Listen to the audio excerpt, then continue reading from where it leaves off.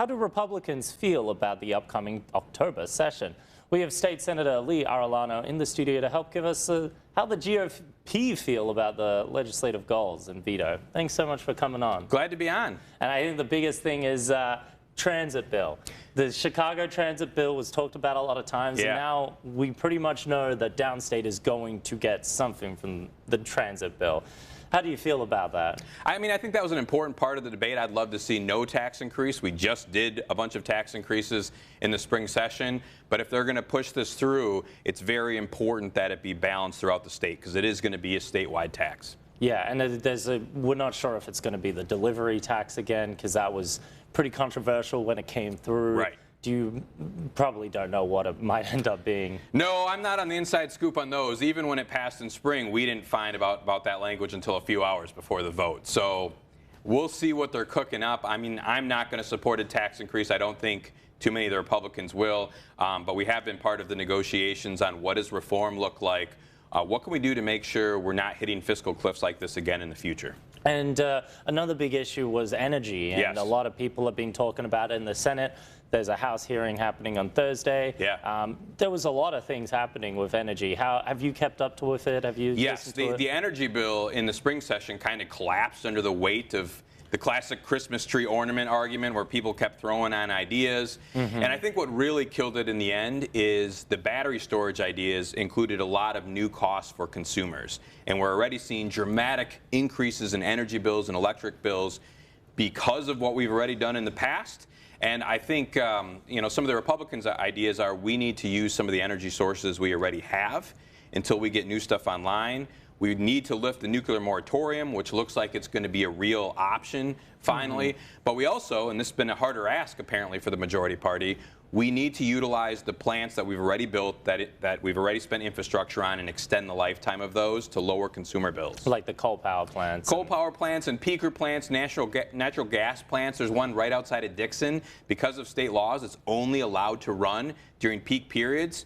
We could pass a law and run that 24/7 overnight and contribute all of that to lowering consumer bills. But the problem has been in current legislation, the focus isn't on consumers or cost of living. It's been on businesses and economic development, and consumers have been getting nailed with those price increases. Right, and I think as well, just talking about some of the legislation that some of the GOP members really want passed and kind of hasn't been listened to. What are kind of some of those legislations? I mean, a lot of them have been focused on getting better utilization of the resources we already have, our existing plants that were kind of forced by government mandates to close early, which is dramatically increased costs. And so what you're seeing is we're getting hit on both sides. On the demand sides, AI and new tech is just spiking the need for energy. And on the supply side, in Illinois, we've banned nuclear for decades. And then recently, under Governor Pritzker, we've banned coal and other forms. And so we've forced supply down with mandates, which increases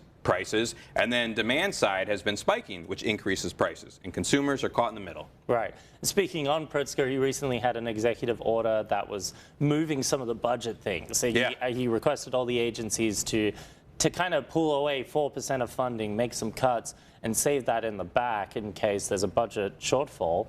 He says it's because of Donald Trump and the big beautiful bill. Of course. What's your reaction to all this? My reaction is that's something he could have and should have been doing for the past over half decade. Republicans have been pushing to control the increase in spending.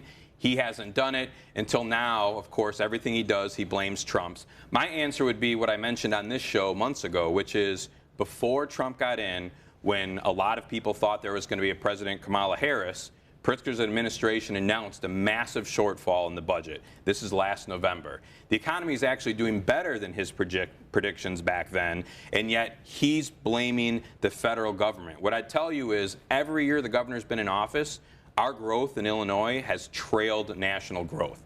The issues are in Illinois.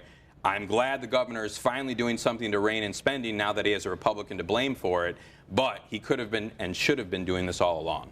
All right, sweet. Thank you so much, Senator. Really appreciate you coming on and breaking this down for us. Love to be here. And next up, we've got your local sports. Make sure to stay tuned.